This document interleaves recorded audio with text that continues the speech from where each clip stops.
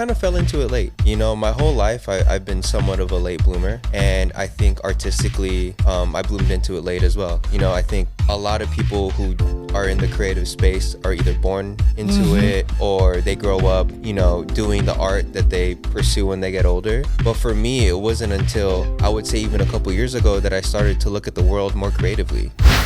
That's another thing I think people also get too in the weeds of when it comes to photography. You don't have to be a gearhead, right? I used a 6D for 5 years and a 35 1.4 for 5 years. Just one lens. One lens. If I need another lens, I would just rent it. Just get out and shoot. How does it feel for young men and women, of course, to know that there are supportive parents behind them? Honestly, it's so crucial, and it's everything. It's been everything to me. Like I said, I mean, just knowing that no matter what I do, my dad's gonna call me and tell me he loves me and tells me he's proud of me. Anything's possible. Welcome to the Paco's Place podcast.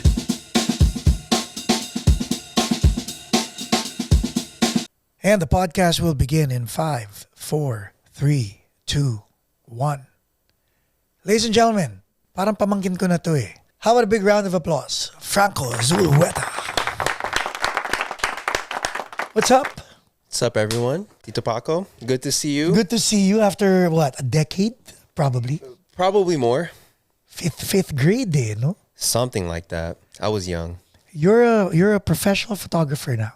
Yes, that's what I've come to be in my older age. So now we'll have to make sure, because me and your Tito Mike behind the camera, meron kaming running polling, Mac or PC. I'm a Mac guy, he's a PC guy. Okay? Wait. Add another one to the Mac team. There you go. Team Mac, Team Apple.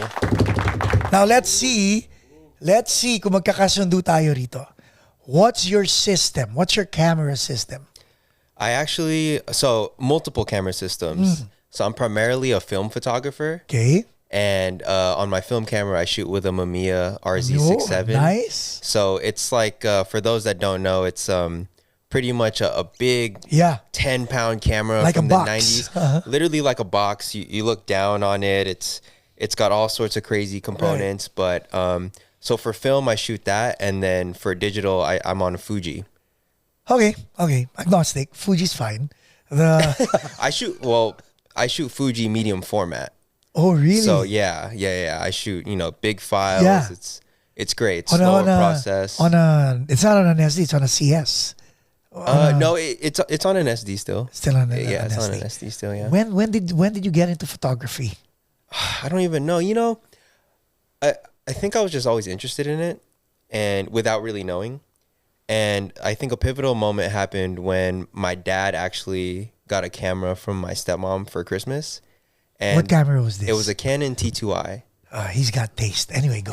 Yeah. Rebel. Yeah. Rebel, yes. And Christmas, my senior year, it somehow came into my hands. And from there, I kind of just jumped with it. Never honestly thought it would turn out to be what I do for a living now. Which is shoot commercial campaigns, yeah.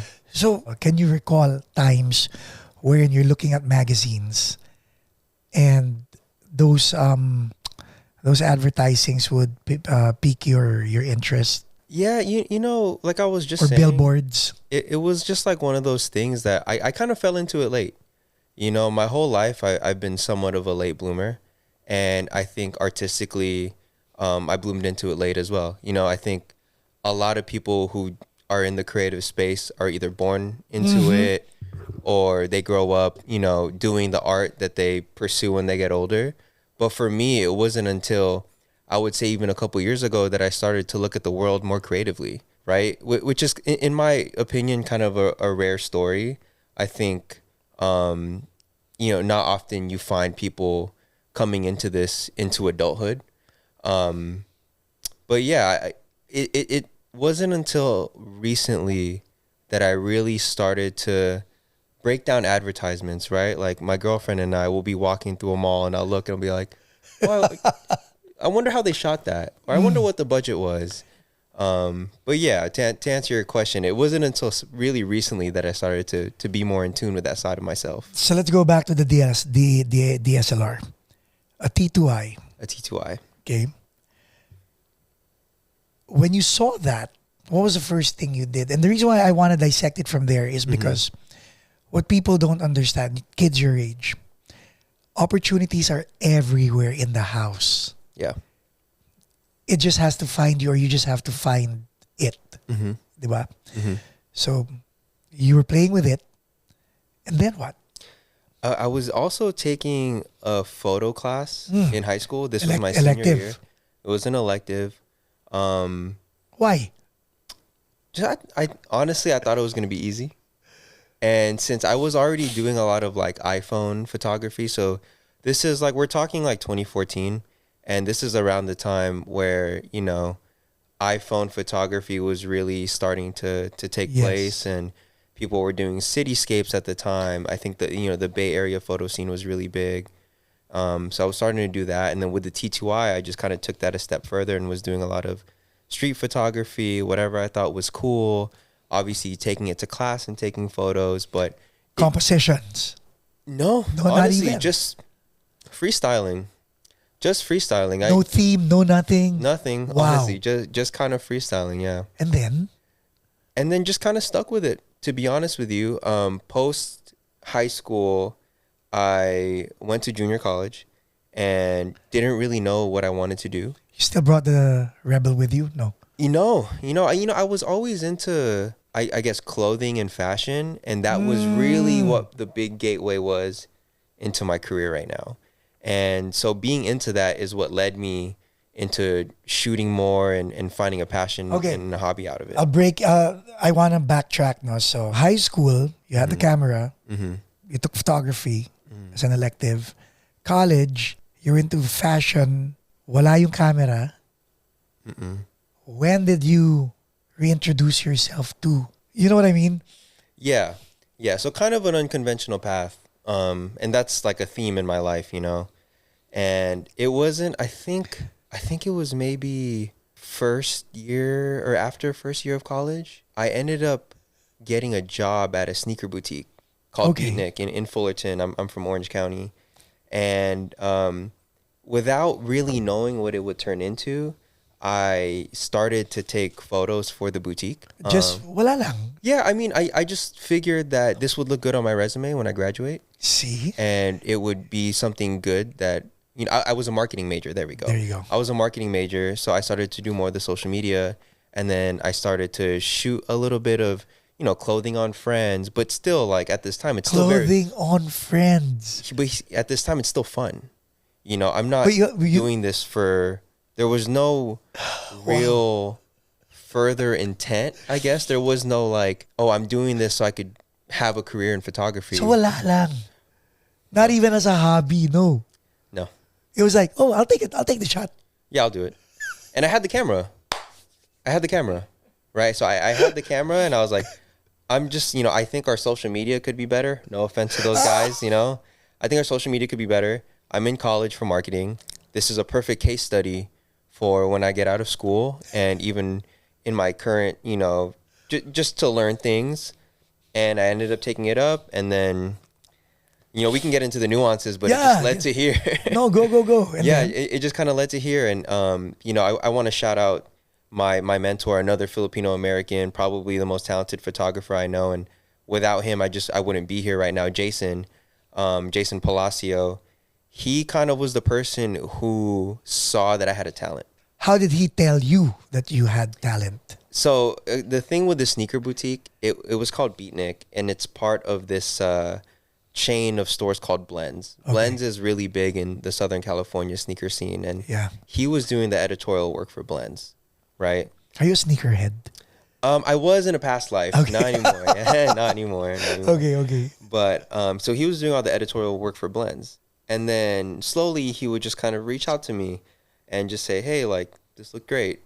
Or, hey, like, you're really killing this. Like, keep it up.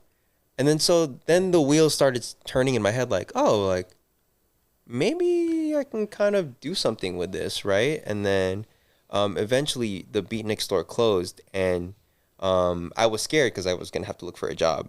But Jason ended up hiring me to work under him at Blends.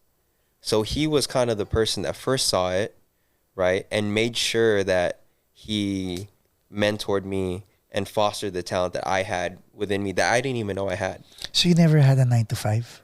No, not really. Semi, right? Let's talk about that, especially now where your generation, some of you guys are like, do I enter the workforce? Do I become an entrepreneur? Alam mo yun, without even trying, all of a sudden, you came to a point na, oh my God, what's gonna happen to me? And just like that, it segued into what became a career, di ba? Kind of crazy, right? Yeah. Kind of crazy. I mean, it's one of those things. So I always live by this saying that my dad tells me is luck is when preparation meets opportunity. And it's something that, I think about all the time and something I live by, because if I wasn't preparing for the moment that Beatnik was going to close and that, Jason was going to somehow discover I had this talent, then I probably wouldn't be sitting in this chair right now. Right. And that's something that I think, the younger generation needs to understand, is that you have to cultivate and create opportunity. And yes, things are going to just happen by chance, by life, but you also have to be prepared for those. Right. You also have to be prepared for the moment that Nike calls and they want you to shoot something. If you weren't preparing for it, then when you get there, what happens?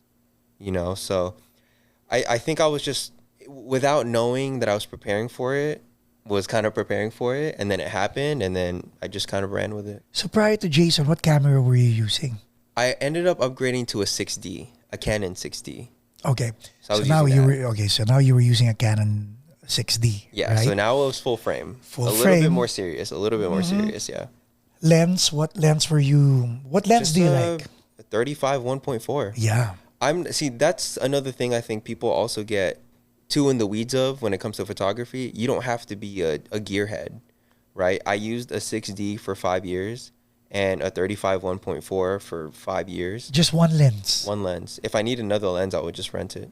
Just get out and shoot. Just do it. So in other words, it's not a zoom, it's a prime lens. So you have to move forward, you have to move backwards. Move your feet. Yep. Yeah, just move your feet and figure it out. Yeah. Okay. So after getting accustomed to the 6D, was it during your tenure as being mentored by Jason that you said, okay, let me try other systems. Let me see what this is for medium-wise. It wasn't until after. So Jason ended up leaving late 2019. To do what? To freelance. Oh, okay. And I ended up taking over his position at Blends. Look at that, see?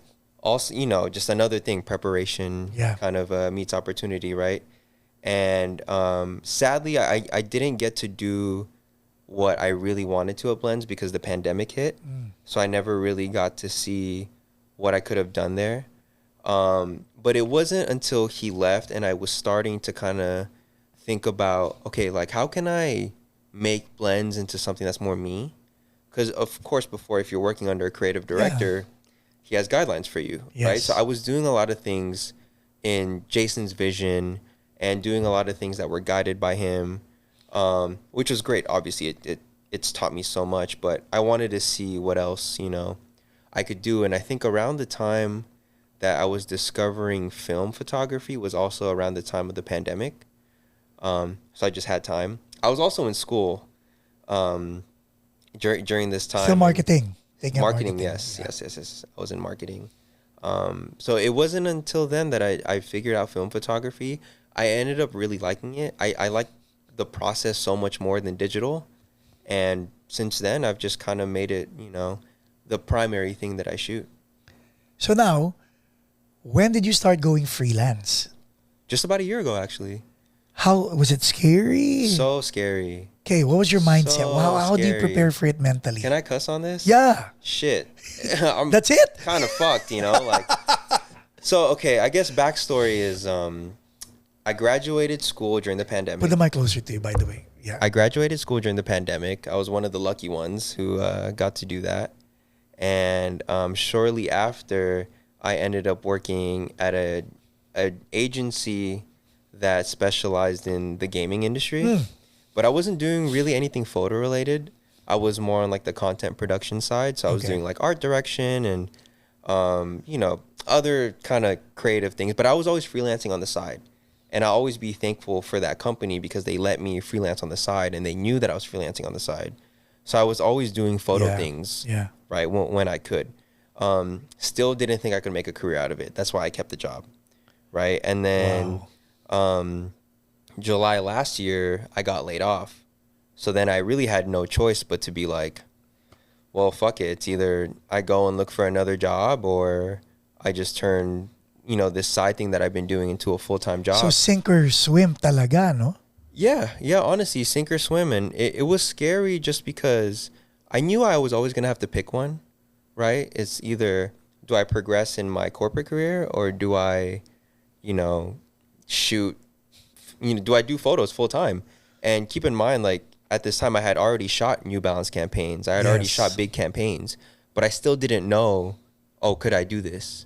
I really had bad imposter syndrome. Exactly. I was gonna say, so that imposter syndrome, your limiting belief, how are you able to break through that? I don't even know if I have, to be honest with you, up to now, yeah. I think it's still one of those things that I think about and one of those things that I have to get over. And I don't think that's necessarily a bad thing.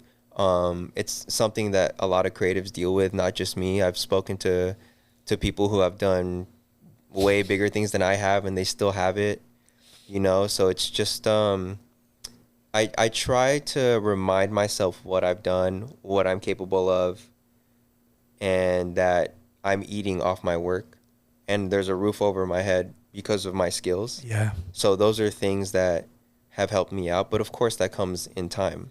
What does your dad say about all of this? He's proud. I know he's proud. Me and my dad are super close, so it's like when he calls me and tells me he's proud, like for me there's no better feeling. Right? No better feeling. Yeah, it's because I think like without him, obviously I wouldn't be here, and without a lot of his help and guidance, I wouldn't have been here. And even if he doesn't necessarily understand what I'm doing at times. I was going to say, because in his head, he's probably thinking, okay, he has a career in marketing, but why is he doing his hobby? No. None of those. My dad's super supportive. Okay. My dad's super supportive. Shout honestly, out nga pala. Yeah, shout out my dad. Honestly, like, he's so great because I could have, no offense to anybody that works at McDonald's, but I could have been a cashier at McDonald's and he would still call me and tell me he's proud of me. Amen. And that's so important. And that really is one of the things that kind of helped me in my career because I knew that I could do anything. Right. Because my dad's going to show me love and support me. And I think that's sure important. That's so important. No? Like, so important.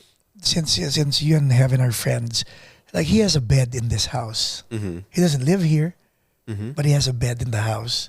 And he goes, it's nice to be away from home, knowing I have a bed in the house. So I can go out and do whatever I want and try to be whoever I want to be. And if I fail, like you'll still be here. Yeah. It's so important. I mean, my dad has a room for me in Florida. Right? And when I go visit him in Florida, my bed's there, my stuff's there, there's pictures of me. How does it feel? Like I'm asking you now, like father and son topic. How does it feel for young men and women, of course, to know that there are supportive parents behind them? Speak to the parents. Honestly, it's so crucial. It's so crucial, and it's everything. It's been everything to me. Like I said, I mean, just knowing that no matter what I do, my dad's gonna call me and tell me he loves me and tells me he's proud of me. Anything's possible, and I know I can do anything because of his support, and it's one of the things that's kept us so close throughout these years. Like I just said, they live in Florida, so it's just so important. And I mean, we're Filipino, and I think a lot of Filipino dads have a bad reputation of being really difficult and really strict. But my dad was the complete opposite. Super cool, no? Cool, trusting, like, growing up, my friends, would come to my house, right? I was the one who was able to go out all the time because my dad trusted me. Yeah. And now as an adult, it's like, it's amazing because him and I have such a good relationship. And it's also, you know, I didn't feel strictness. So when I got older, I didn't feel the need to do anything crazy. Right? I already did all, you know, did Diba? whatever. So it's, you know, again, to the main thing about the parents, it's just, it's so important to be supportive. And it's so important to talk to your kids and to let them have a dialogue. And that was also a thing I give my dad and my both my parents credit for, is like, they let me talk to them without feeling offended. Like you to express yourself, your Express myself. opinion, right? You know, I can tell them I'm unhappy with how you did this. Yeah. And they're not going to say like, well, you live under my roof, so you do whatever I want. It becomes a dialogue. And that's so important. And I think that's a thing that I carry with me into the adult world, because now I know how to deal with conflict because Yes. I dealt with conflict with my parents, and we dealt with the issue, and we walked away and said, I love you. You know, and another thing that they taught me was it's okay to disagree. Right? It's okay to disagree. Me and my parents, you know, we disagree on a lot of things. Put the mic closer to you. We disagree on a lot of things, right? But it's still, at the end of the day, there's no animosity, you know. So it's so important. It's so important to have supportive parents and loving parents, and they never steered me into any direction. You know, they just kind of were like, do your thing, and whatever it is, you know, we're here to catch you if you fail. And yeah, it's been just like the foundation of my success. Nice. You know, I'm happy with what you just said, Galing. Now let's go back to your work. What's a typical day like when you have a shoot? It's Okay, before that, do you like location shoot or studio shoot? Which do you prefer? It depends. I mean, if I had to really answer that, I would say studio. Yeah. Just because it's so much easier.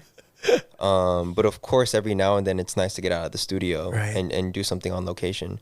But so let's talk about a typical day in the studio first. So a typical day, I like a late start. I'm not gonna lie. If I can start Studio, huh? Yeah, if I can start at 10 in the morning, I will start at 10 in the morning, which I think is a little atypical.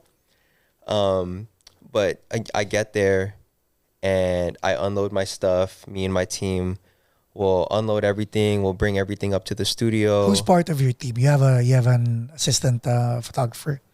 I honestly wouldn't even call them assistants. They're just collaborators. Okay. You know, like I think there's all the people I work with are so talented and bring so much to the table that it's hard for me to even call them assistants. More so like they're just my team. So, okay.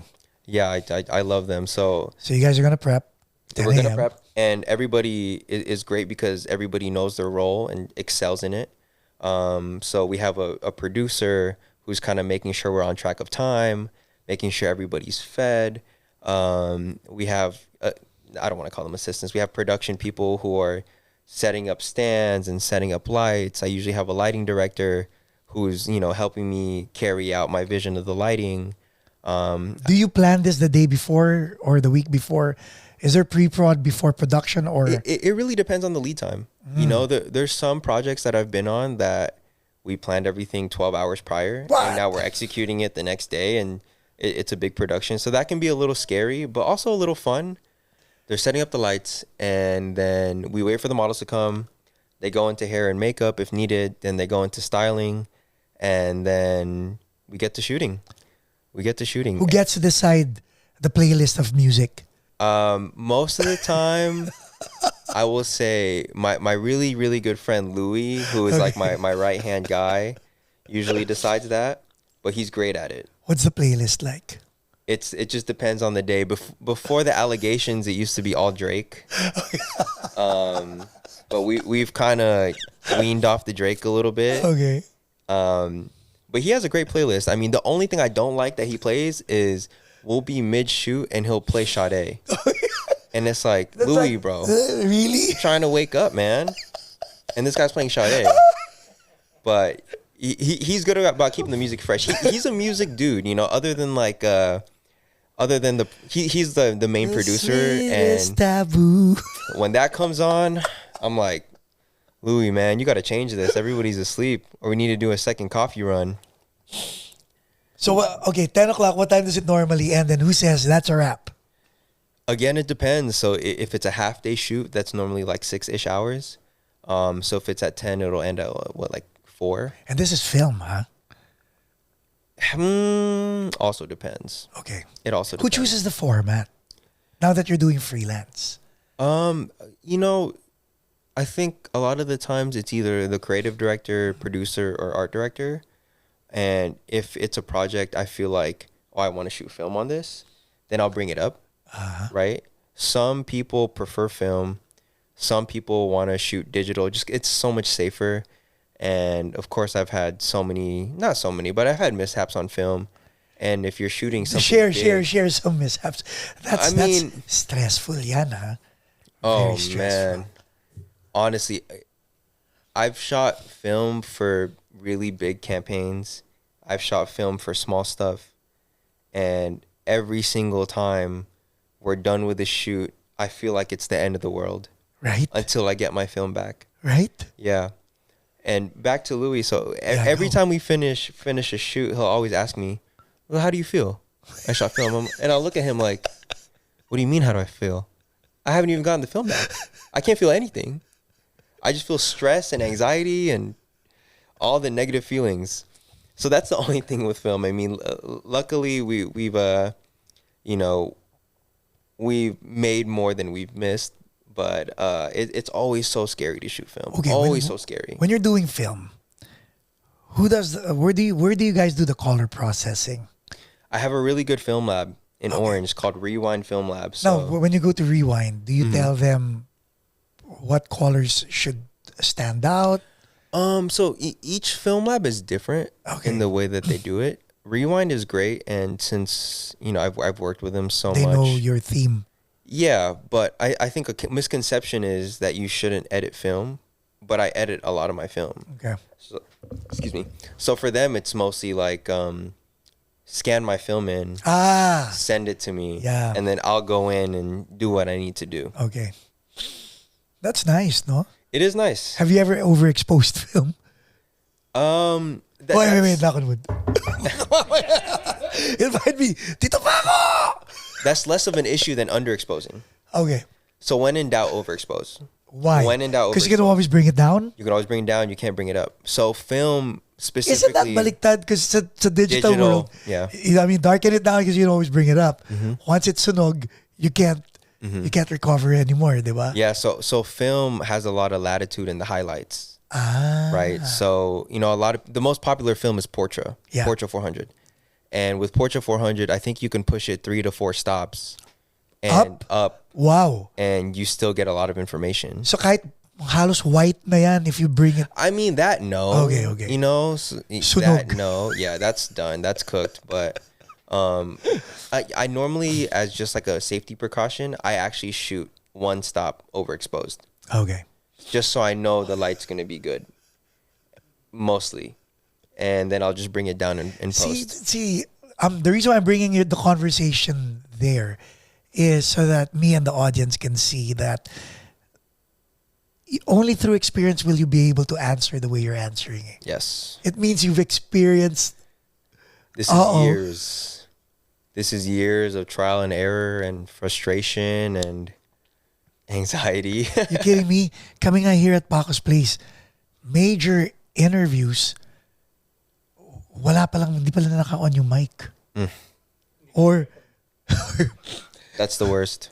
We did Martin Rivera. You know Martin Rivera, one of the popular Filipino singers. He was here, right? And this was early on, maybe episode in the 30th episode or somewhere there. He was saying nice things, interesting things. Hindi pala naka-record yung camera. Can you imagine? We've had those. Everybody has to go through it. It's just a part of what we do. What's your advice? I mean, like with your mishaps in the beginning, how do you recover from it? Just do better next time. Do you tell your clients? Learn from it. Yeah, of course. Of course. I think integrity is so important.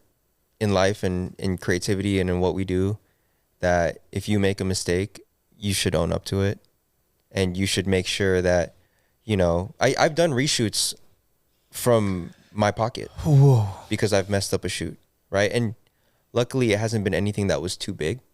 But, when I was first starting out, I was working with, and I still work with a lot of smaller clients. It's something I really enjoy doing. And when I work with smaller clients, I think something to understand there is this client could be spending their entire year's marketing budget on your shoot. So take it as seriously as you would shoot a Nike or you would shoot a New Balance, because that shoot, is everything to them, right? And, a couple of times I have messed up, early on, or scouted the wrong location, or just didn't do something right. And I just strive to do better next time, of course, and then just try to do right by the client, no matter who it is. Whether that's a reshoot or just doing it again, or, whatever, just finding a solution and just making sure that they're okay, because like I said, that money is more crucial to them than to some of these bigger guys out here. How about doing location shoots? That you're at the mercy of what? The sun? If it's a day shoot? Of God. Of You're God, at the mercy of God, to be honest with you. I mean, it depends, right? So I'm sorry, I'm going to say it depends a lot, but when you're on location, if your budget's big enough, you're probably permitting a spot. So when you're permitting a spot, you have security guards, the what's it called? The street is blocked out, right? And it's so controlled. You're there for however many hours. You can control everything, light, whatever the case may be. If you're just doing this run and gun, that's when it can get a little dicey. Talk to me about the run and gun. That stuff is like, when early on, it was a lot of fun.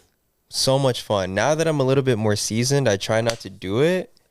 But still, every now and then, it's like you get a good kick out of it, It's like there's so much like rawness to it that it's fun.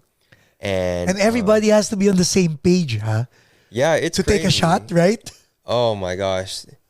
Yeah, and there's just so many things like kind of out of your control, especially if you're shooting film like I do. I mean, for with Louis, my producer, we shoot all the content for Mitchell and Ness. Mitchell and Ness, the sportswear company. Yes.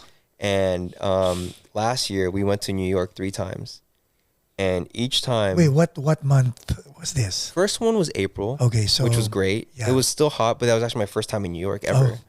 And that was sticky. Man, yeah, that was crazy because we shot for I think 4 straight days. Okay. All film. Where? Everywhere. Oh wow. All running gun. All running gun. So I tell you, is like that the aftermath of that. I remember like the plane ride home, just thinking to myself like, shit. What if I fucked up? What if my camera wasn't working?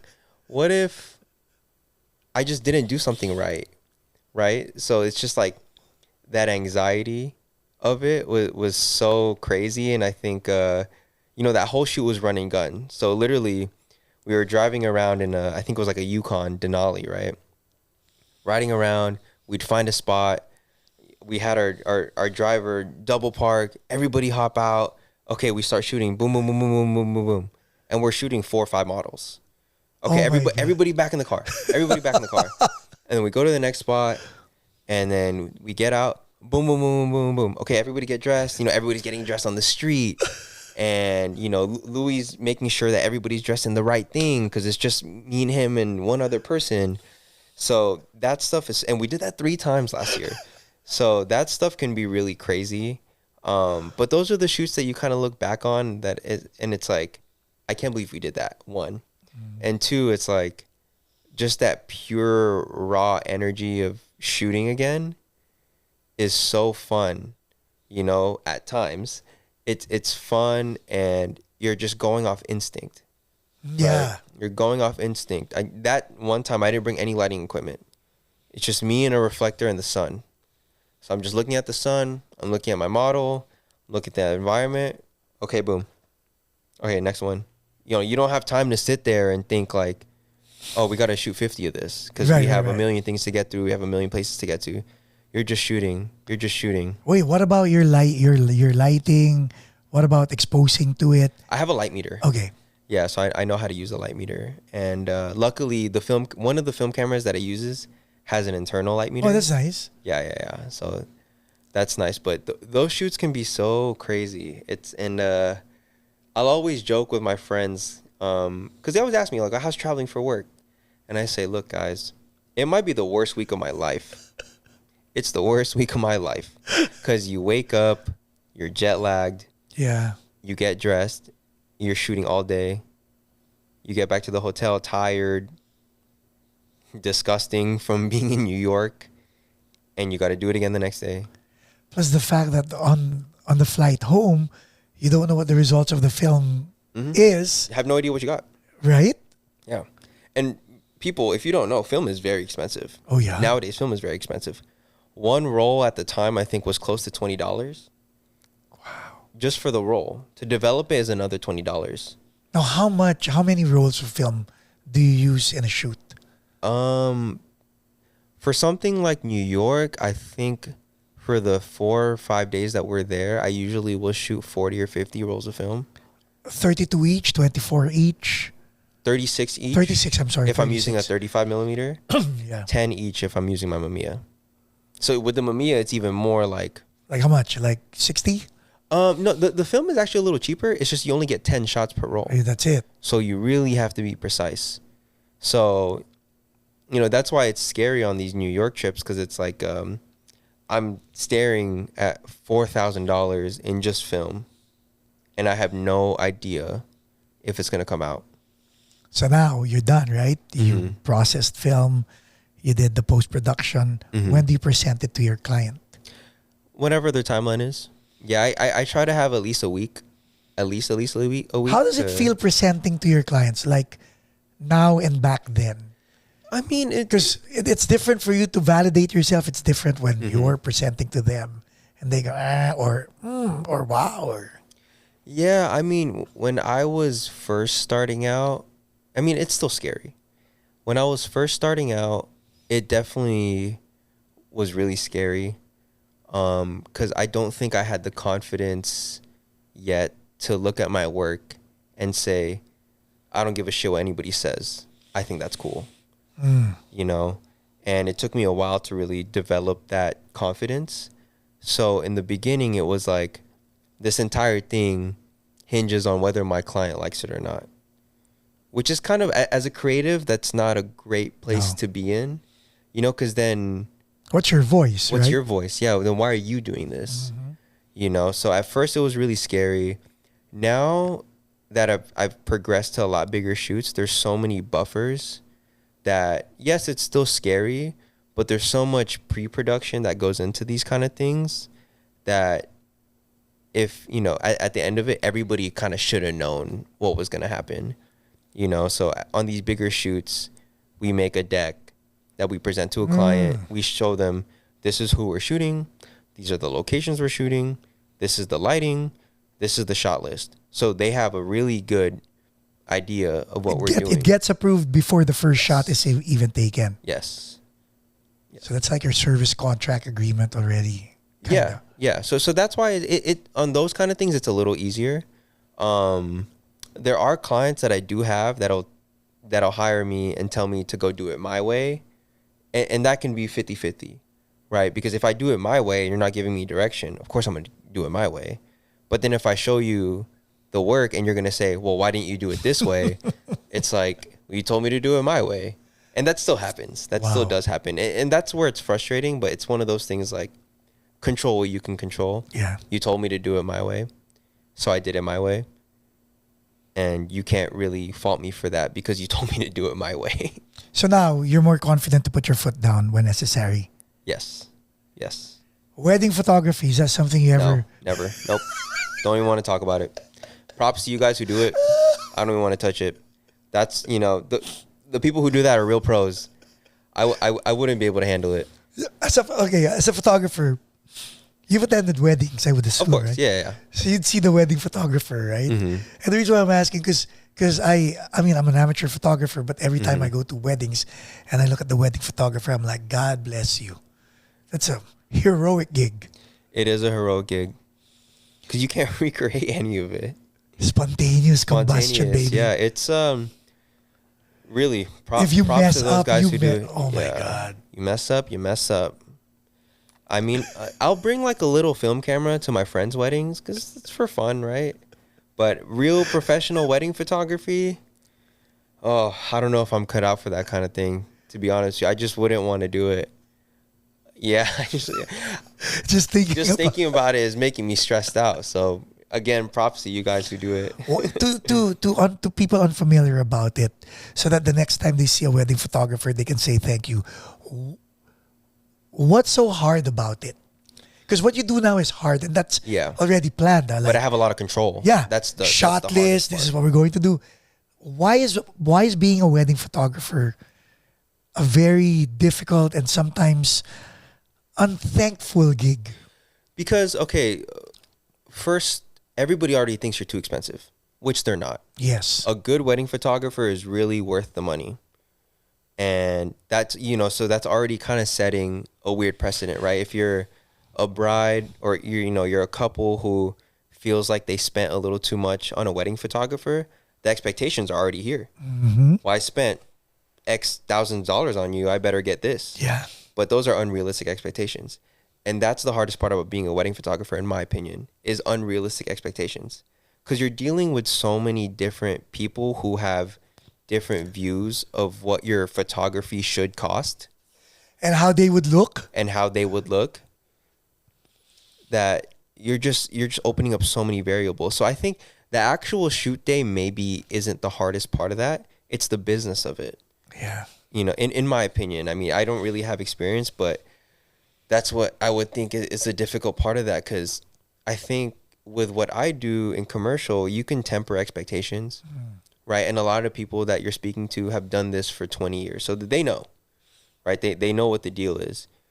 If I'm, talking to Mary Sue and John Doe, who thinks they should be paying a wedding photographer $500, but I'm charging them $10,000, then already there's a disconnect, right? Because like I said, that person that couple could immediately think like, I paid you this much money and I'm only getting this. So it's just the disconnect between expectation and the reality of it. Who should be setting the expectation? I think it's mutual now. What do you think? It's for sure mutual. It's always mutual, and I think that's like an important part of client relation. And I think piece of advice for people who are trying to get into this: know when to say no, and know when to walk away from a bad client. Have you? It took me a while to. I used to be like, any bag is a good bag. Right, I'll take a check no matter what. But now that I've like become more seasoned, I think I can kind of sniff out like, okay, the juice might not be worth the squeeze on this one. That's nice. Like, the juice might not be worth the squeeze. I like it. It's not every check is a good check, right? And I think with wedding photography, especially if you're seasoned, I'm sure you already know this, but if you're just trying to get into it and any kind of photography, any kind of business. Yeah. Just know when to walk away. Just know when to walk away from a bad client, because it just becomes so much worse. You take it, you think it's going to be an easy check. It ends up being the hardest $1,000 you've ever made in your life. I've had plenty of those where I've lost sleep over a client that was only paying me $1,000. Wow. Mm-hmm. Wow. If you were to get away from commercial photography, what would be number 2? What would be the second thing you were gonna you think you'd enjoy doing? Does it have to be photography? No. It's not photography. Entrepreneurship. I've always really enjoyed entrepreneurship. But that's what you're doing now. Yeah. So I think right now I'm trying to position myself to be more of like a creative entrepreneur. And my latest endeavor is I've opened up a couple photo studios with business partners of mine. So that's, I think, in our world, important to also have those different kinds of incomes. And wait, just a studio, like a space? Yes. So that any photographer can rent the space? Mm-hmm. Peer space, rent it Lights out. included? Lights included. Wow, nice. It's all there. So I think entrepreneurship and Where is this? Sorry, where is in this? the arts district in Los Angeles. Perfect. Yeah.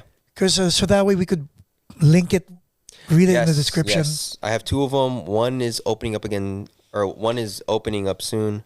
This is on Alameda, somewhere there. Close. 6th and Mateo. Oh, okay. 6th Close and by. Mateo. So I think entrepreneurship, I've always just been really into business and finance.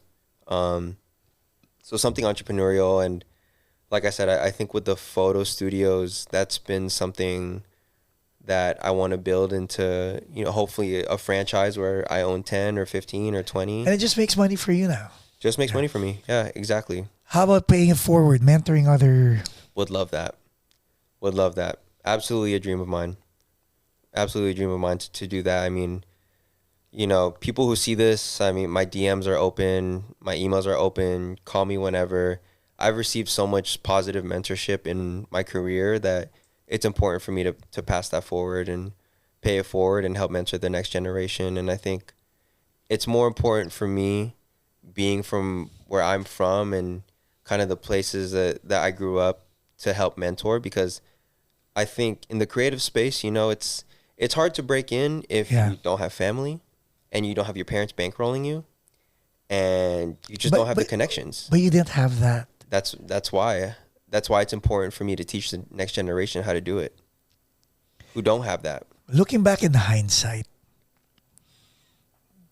because I've known you since you were a kid, right? Mm-hmm.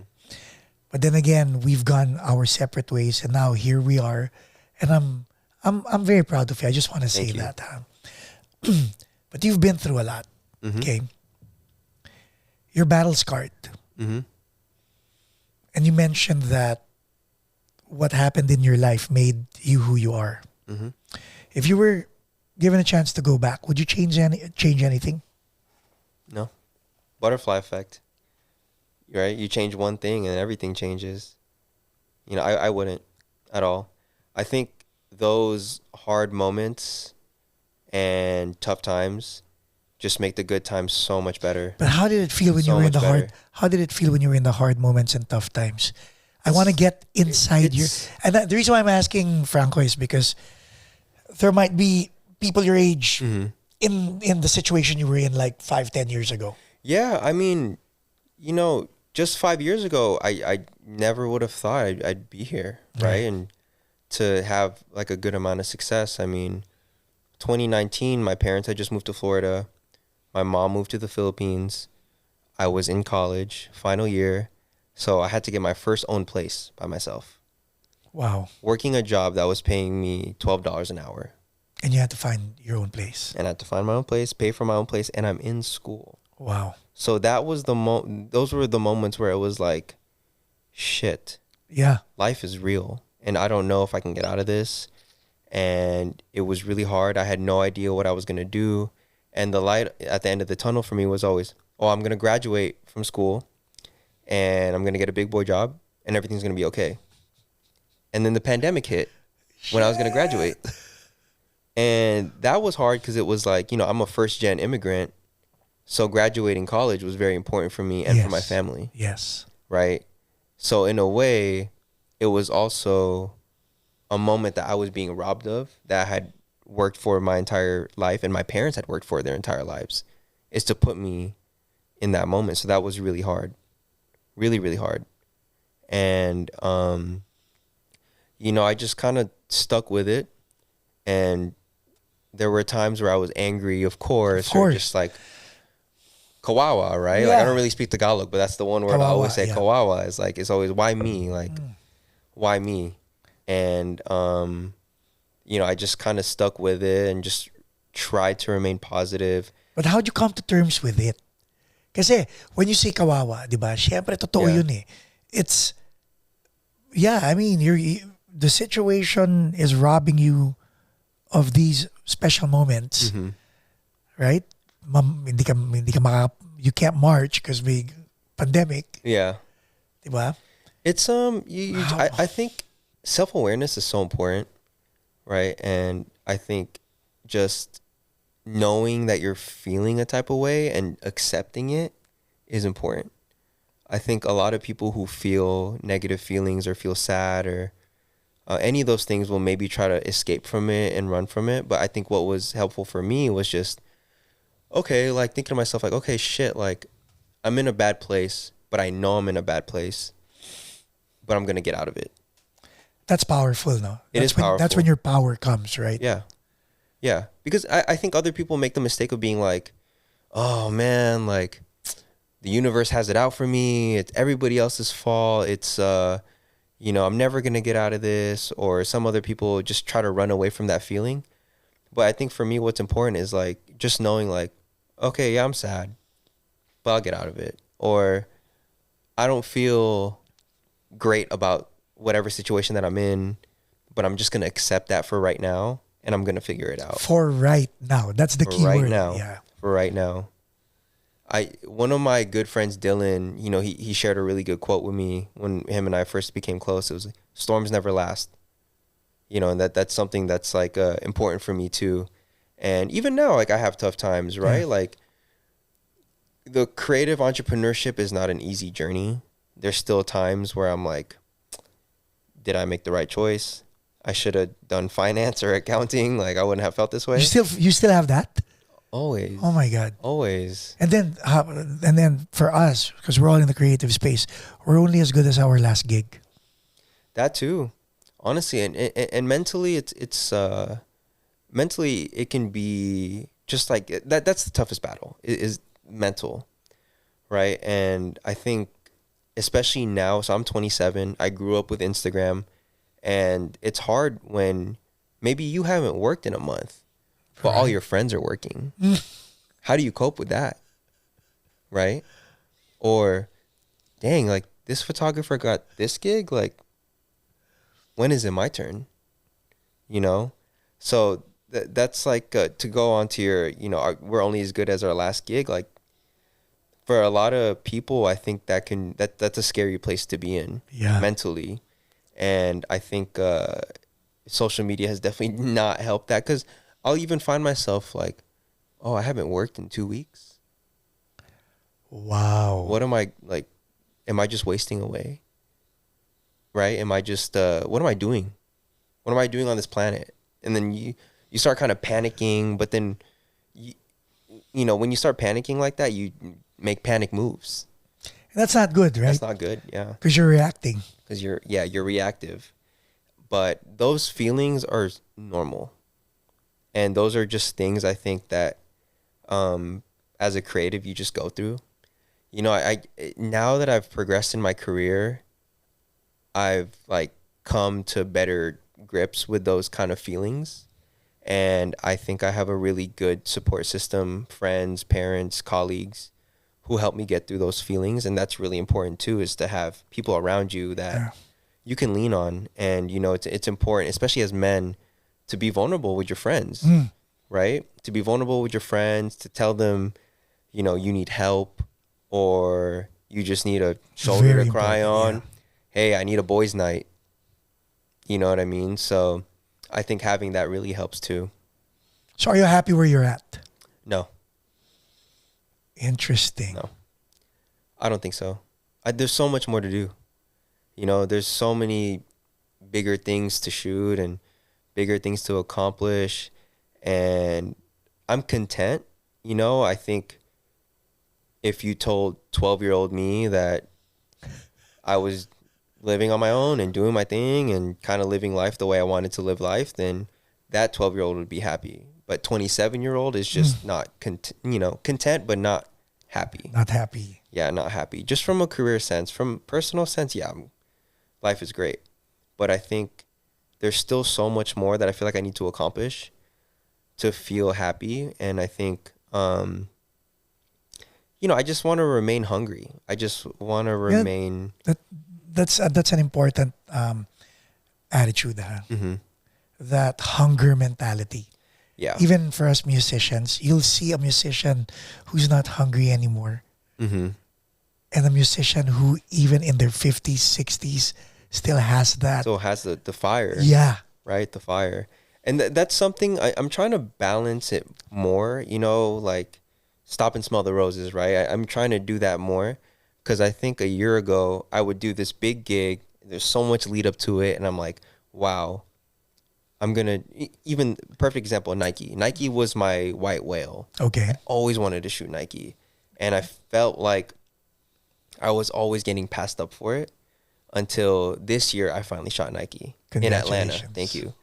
And I remember just being so excited and so happy. And I shot it, and then I get back to my hotel. I'm laying down, and I'm like, okay, what's next? What? Hindi mo man lang in-enjoy? And that's something I have to get better at. Okay. That's something I have to get better at. Is just enjoying, because you never know when that next moment is going to be. So I think I'm starting to learn, like, it's okay to slow down and just be happy with your accomplishments. And sometimes it is hard because you're in a rat race, right? Where you're just constantly thinking of the next thing, or when am I going to make the next check, and da-da-da-da-da. But it's also, important to look back on your accomplishments and things that you've done and reflect and see how far you've come, right? So what's next? What's next? I mean, hopefully bigger campaigns. I really, really want to shoot more national campaigns. So I'm doing a lot of smaller regional stuff right now, which is great. It's how you start.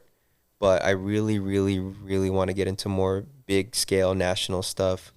And something that was so important for me this year was just getting more in touch with my roots and my community. Yeah. I didn't grow up around a lot of Filipinos. I had a very, to say the least, complicated family relationship growing up. So I wasn't really surrounded by my people.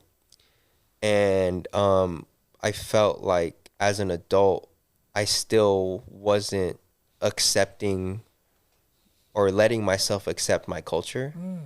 And also was just letting the negative aspects of Filipino culture cloud my perception of being Filipino and wanting to be Filipino.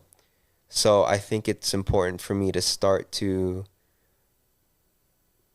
connect more with my culture, and whether that's being around more of my people, whether that's connecting with more Filipino creatives, going to Filipino events, and just being more immersed with mentoring the my own next culture. Filipino photographers. I would love that. Right? I would absolutely love that. That would be a dream come true. I would love to do that. We'll make it happen. I would love to do that. Advice for the young ones who are getting out of college or in college or does not want to go to college. So all the parents listening to this are going to hate what I'm going to say, but college is not what you think it is for your kid, right? If your kid is going to college to be a nurse, amazing. That's for them. If they're going to be a doctor, amazing. That's for them. Finance, amazing. That's for them. If they're maybe trying to do a creative entrepreneurship like I am, maybe it's not the best route, right? And everybody's different, but I would say to those young kids, it's find what works for you. If college works for you, go. If college doesn't work for you, don't go. And you can always go back, right? Good advice. You're never too old to restart. You're never too old to, my uncle is a perfect example. He graduated from Cal State Fullerton at 27, right? Which is old, 30, whatever he was. And then he went on to work finance for a big tech company after. See? Right? So you're just never too old. But just find what works for you, honestly. And that comes with a lot of trial and error. Now that I'm in this stage, I do regret going to college, but I didn't regret going to college when I was in college. You know what I mean? So it's like, you just really have to pick something, stick with it, see it through. And then if it works in the end, great. If it doesn't work in the end, lessons were learned, and then you just move on to the next thing. How important is moving on, learning to move on? So important too. I mean, that's something I still struggle with, like even little things, right? I'll look at a picture that I posted on Instagram and I'll be like, oh, I can't believe I didn't do this. Like nobody's gonna hire me because I messed up this one small, minute detail on my Instagram post That only you can see. that only I can see. And now I'm texting my friends like, hey, do you guys see this? Or I'm showing my girlfriend, babe, do you see this? Like, am I the only one that notices this? You saw this too, right? When you were scrolling? So I'm also learning how to move on. I have no advice because I haven't learned it yet. I get caught up in the small details too. But yeah, move on. Well, anyway, we'll move on now, but we'll have you back. Yes, I would love to be back. Ladies and gentlemen, Franco always here. Zulueta. Thank you, people. We'll post links in the description, guys, and please follow Franco. Thank you very much for what you're doing. Thank you. Puro Titos Club ang kasama niya rito. Thank you, Mike.